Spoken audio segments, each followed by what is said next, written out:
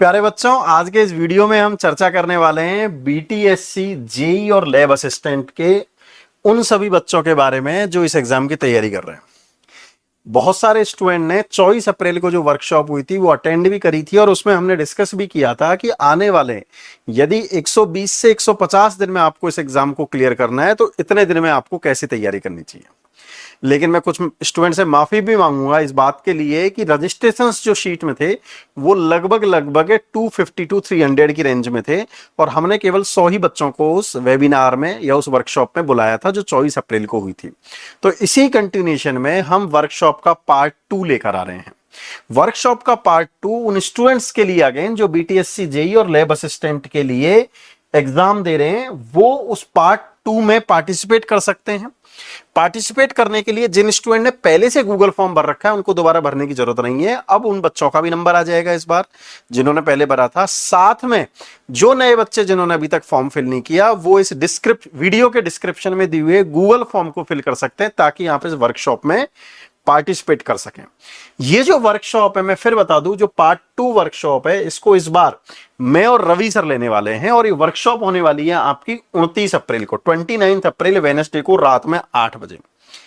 पिछली बार जो एजेंडा था वही एजेंडा इस बार है, लेकिन जो बच्चे नहीं अटेंड कर पाए, जिनको हमने इन्विटेशन नहीं भेजा, उनके लिए है ये। इसका एजेंडा मैं फिर से रिपीट कर देता हूं। पॉइंट नंबर 1 ये है कि बीटीएससी, जेई और बीटीएससी लैब असिस्टेंट आने वाले 120 दिन से 150 दिन में कैसे कंप्लीट करें और ये आसानी से हो सकता है। कैसे हो सकता है हम डिटेल में वहां चर्चा करेंगे, लेकिन हमने करके दिखाया है। मैंने पिछली बार भी बताया था कि ऑफलाइन बैच जो हमने 22 दिसंबर को चालू किया था वो लगभग 15 मई को खत्म होने वाला है, जिसमें मैक्सिमम सिलेबस खत्म हो चुका है। केवल 3 सब्जेक्ट बचे हुए हैं, ट्रांसपोर्ट, सॉइल और हाइड्रोलॉजी।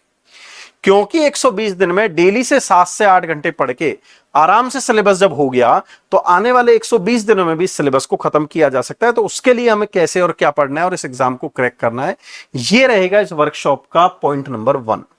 पॉइंट नंबर 2 ये रहेगा कि कई स्टूडेंट्स को कंफ्यूजन है नॉन टेक्निकल वर्सेस टेक्निकल में, कई स्टूडेंट्स को कंफ्यूजन है लेवल ऑफ क्वेश्चन में, कई स्टूडेंट्स को कंफ्यूजन है बैलेंसिंग कि मैं आरआरबी जेई देखूं, एसएससी जेई देखूं या फिर बीटीएससी देखूं, लैब असिस्टेंट देखूं या और कोई एग्जाम देखूं।